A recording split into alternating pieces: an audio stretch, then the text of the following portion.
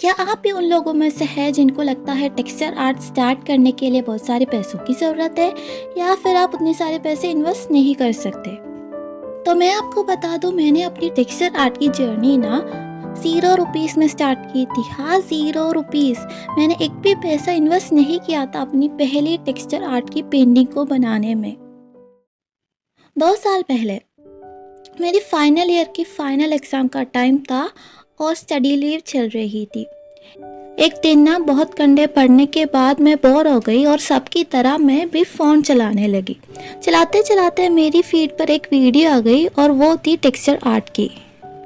मैंने वो वाली वीडियो देख ली और फिर से मुझे एक और टेक्सचर आर्ट दिख गई, और ऐसे देखते देखते मैंने बहुत सारी टेक्सचर आर्ट की वीडियो देख ली। अब ऐसा हो गया कि मुझे टेक्सचर आर्ट ट्राई करनी ही है, चाहे कुछ भी हो जाए। जैसे जैसे मैं वीडियो देखती गई मुझे ये समझ में आया कि टेक्सचर आर्ट बनाने के लिए ये लोग कुछ तो पेस्ट जैसा कुछ यूज़ कर रहा है। पहले तो मुझे नहीं पता चला कि ये क्या है, लेकिन बहुत ढूंढने के बाद मुझे ये पता चला कि ये मॉडलिंग पेस्ट है। जैसे ही मुझे पता चला कि ये मॉडलिंग पेस्ट है, मैंने इसे बाई करने के लिए जाकर सर्च कर दी, और क्या निकला? एक्सपेंसिव। ये इतनी एक्सपेंसिव है कि मैं फ़िलहाल इसे अफोर्ड नहीं कर सकती। फिर मेरी फीड पर एक और वीडियो आ गई जिस पर मॉडलिंग पेस्ट की जगह कुछ और ही पेस्ट यूज़ कर रहा था।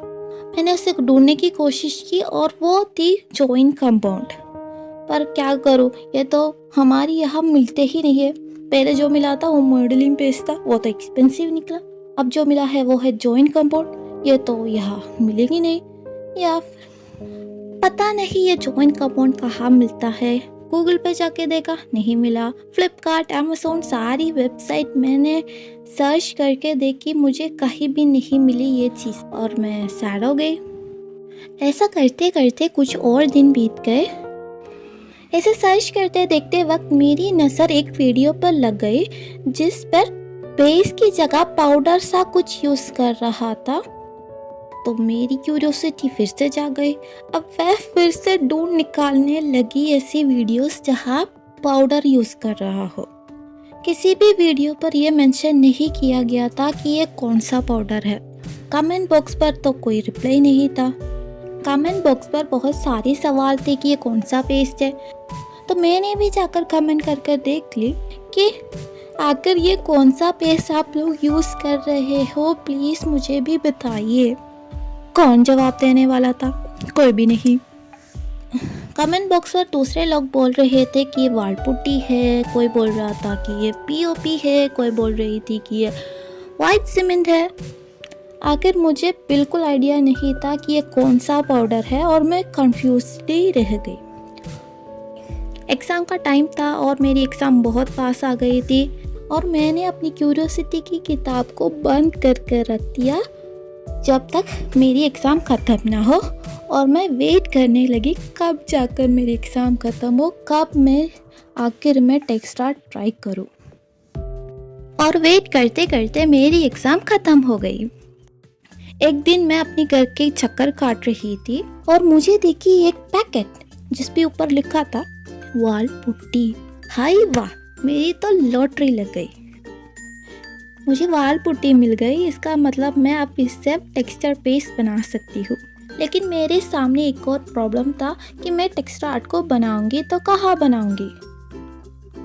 इससे पहले मैं ज़्यादा क्राफ्ट करती थी, और आर्ट के नाम पर मेरे पास सिर्फ एक्रेलिक कलर्स और कुछ ब्रशेस थे। और फिर से मैं अपनी घर की चक्कर काटने लगी और मुझे मिल गई एक वुडन की बोर्ड, और उसके ऊपर मैंने बनाई अपनी ज़िंदगी की पहली टेक्सचर आर्ट पेंटिंग।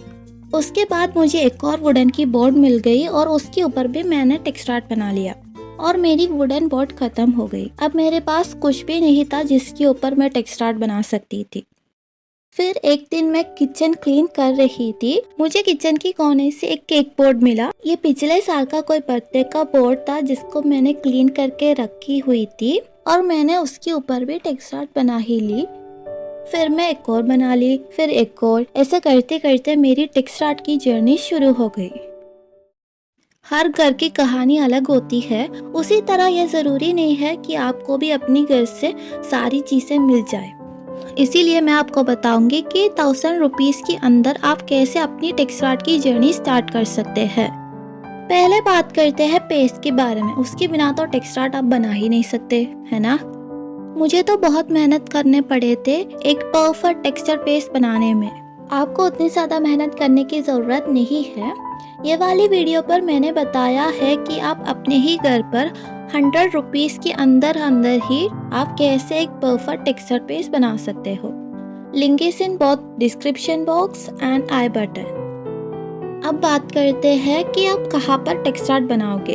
तो कैनवास बोर्ड या स्ट्रेचड कैनवास जैसे मटेरियल लेने जाओगे तो आपको बहुत सारी पैसों की ज़रूरत हो सकती है। इसीलिए मेरी तरह आप भी एक केक बोर्ड यूज़ कर सकते हैं। शायद ये आपके घर में ही हो या फिर आप कोई फ्रेंड से भी पूछ सकते हैं कि उसके घर में क्या केक बोर्ड है। ऐसे जुगाड़ कर सकते हो, है ना। अगर आपको केक बोर्ड फ्री में या जुगाड़ करके नहीं मिलता है तो आप इसे बाय भी कर सकते हो। 100 रुपीज़ के अंदर 3-4 केक बोर्ड तो मिल ही जाएंगे। अगर केक बोर्ड नहीं मिला ना तो आप थर्मोकोल की बोर्ड भी बाय कर यूज़ कर सकते हैं। ये आपको 150-200 के बीच में मिल जाएंगे। उससे अपने हिसाब से कट कर आप यूज़ कर सकते हैं। अब बात करते हैं टूल्स के बारे में। फ्लावर्स आर्चर्स जैसी टेक्सटाइल आर्ट में टूल्स की बहुत ज़्यादा ज़रूरत होती है, क्योंकि ये वन टाइम इन्वेस्टमेंट है। इसीलिए आप बहुत अच्छी क्वालिटी की टूल्स ही ले। ऐसे पैलेट नाइफ ज़्यादा इस्तेमाल किया जाता है फ्लोरल जैसी टेक्सटाइल आर्ट बनाने में। ये आपको 150 से 200 के बीच में मिल जाएंगे। ऐसे प्लास्टिक की स्क्रैपर्स जिसे आर्चेस बनाने में ज़्यादा यूज़ होता है, ये भी आपको 200 to 250 के अंदर मिल जाएंगे। हमारी जो टेक्सचर पेस्ट है ये वाइट कलर का होता है और हमेशा हम टेक्सटाइल आर्ट वाइट कलर में तो नहीं बनाया जा सकता। इसीलिए इस पर आर्ट करने के लिए आप एक्रेलिक कलर्स यूज़ कर सकते हैं। ऐसे 4 एक्रेलिक बॉटल्स आपको 100 रुपीज़ के अंदर मिल जाएंगे। लास्ट में है वार्निश। ये तो ऑप्शनल है। अगर आपको अपनी पेंटिंग बहुत सारी समय तक अच्छे से रखनी है तो आप एक वार्निश यूज़ कर सकते हो। ये आपको 150 to 200 के अंदर मिल जाएंगे।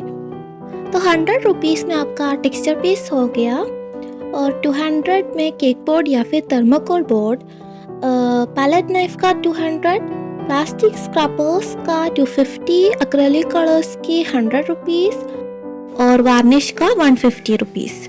तो सब कुछ मिलाकर हो गया है 1000 रुपीज़। अब मैं बताऊंगी सारे सामान आपको कहाँ मिलेंगे।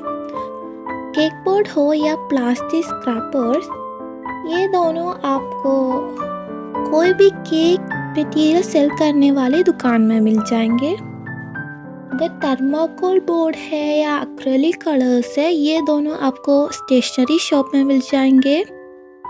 पैलेट नाइफ हो या वार्निश हो या एक्रेलिक कलर्स, ये तीनों आपको कोई भी आर्ट शॉप पर मिल जाएंगे। अगर आपको ये सारी प्रोडक्ट ऑनलाइन से मंगवाना है तो मैं सारी चीज़ों की लिंक डिस्क्रिप्शन बॉक्स में दे देती हूँ। मैं एक बात और ऐड करना चाहती हूँ। मैंने जितने भी प्रोडक्ट के रेट आज बताया है, ये रेट में आपको मार्केट से, यानी अगर आप ऑफलाइन दुकान में जाकर खरीदते हैं तब जाके आपको ये वाली प्राइस में मिल जाएंगे। अगर ऑनलाइन से आप लेना चाहते हैं तो इस प्राइस यानी कि शायद 1000 से भी ज़्यादा हो जाएंगे। तो मैंने मटेरियल्स के बारे में बता दिया और कहाँ से बाई कर सकते हैं ये भी बता दिया। क्या वीडियो ख़त्म हो गई? बिल्कुल भी नहीं। कैनवास बोर्ड जैसे मटेरियल प्रिपेयर करना तो कोई भी आपको बता सकता है, लेकिन केक बोर्ड या थर्मोकोल को प्रिपेयर करने के बारे में मेरे अलावा कौन ही आपको बताएंगे, है ना। तो चलिए देखते हैं। ये एक केक बोर्ड है और इस तरह से पहले जो लेयर को पील ऑफ कीजिएगा। क्यों पील ऑफ करना है? क्योंकि ये प्लास्टिक जैसी मटेरियल है और इस पर टेक्सचर बेस चिपकता नहीं है।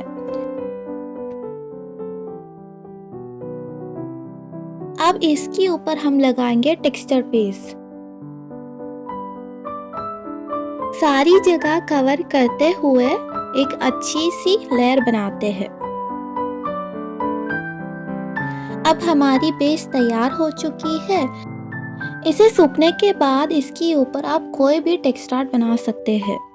थर्माकोल बोर्ड को भी प्रिपेयर करने का तरीका केक बोर्ड जैसा ही है।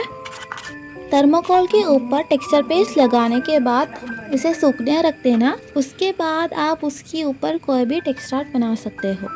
आप देख सकते हो मैंने इसको भी उसी तरीके से बनाया हुआ है। जैसे आप केक बोर्ड की जुगाड़ लगा सकते हो वैसे ही शायद आप एक इस रागी नाइफ के भी जुगाड़ लगा सकते हैं जो केक कट करने पे इस्तेमाल किया जाता है। इस नाइफ को ना प्लास्टिक क्रैपर्स की जगह आप आर्चर्स बनाने में यूज कर सकते हैं कुछ इस तरह से। और ये एक स्पून है जो हर घर में होता है। इसे आप इस्तेमाल कर सकते हो फ्लावर्स बनाने में।